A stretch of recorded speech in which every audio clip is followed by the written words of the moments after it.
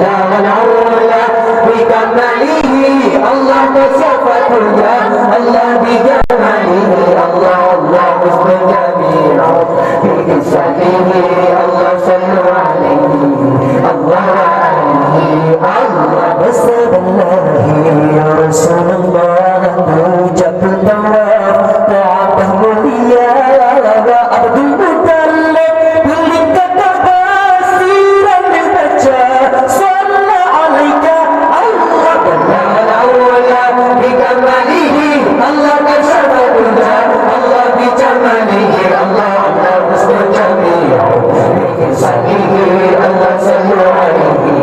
Allah wa alihi Allah Ballagha al-awwala bikamalihi Allah kashafa dunya Allah bijamalihi Allah Allah husnul jami' bihsanihi Allah sallu alaihi Allah wa alihi Allah Nabi Muhammad Sayyidul Anam utusan Tuhan ke manusia dan para ulama umat Arab dan Ajam kita setuhan yang termulia Allah Ballagha bikamalihi Allah kashafa dunya Allah bijamalihi Allah Allah husnul jami' bihsanihi Allah sallu alaihi Allah alaihi Allah Ballagha al-awwala bikamalihi Allah kashafa dunya Allah bijamalihi Allah Allah husnul jami'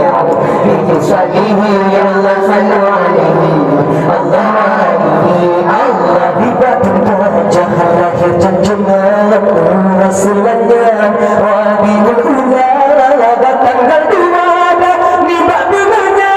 Pahula Allah lagi berdunia Allah Ballagha al-awwala bikamalihi Allah kashafa dunya Allah bijamalihi Allah Allah husnul jami'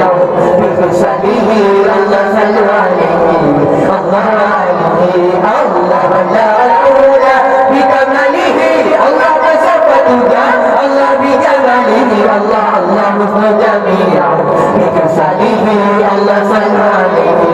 Allah alaihi Allah hatikan ayah dalam kandungan kehendak Tuhan kami dan kata dan Nabi dikasih harta dan Nabi junjungan dan urut kaya Allah Ballagha al-awwala bikamalihi Allah kashafa dunya Allah bijamalihi Allah Allah husnul jami'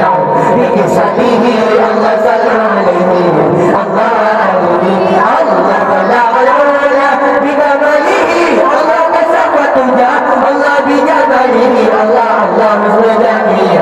bihsanihi Allah sallu alaihi Allah wa alihi Allah Sayyid Abdullah ayah tiganya dan anak bangsawan Urus mulia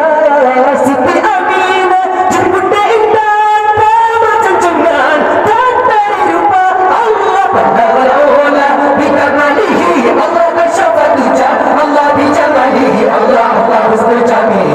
bihsanihi Allah sallu alaihi Allah wa alihi Allah Ballagha al-awwala bikamalihi Allah kashafa dunya Allah bijamalihi Allah Allah husnul jami' bihsanihi Allah sallu alaihi Allah wa alihi Allah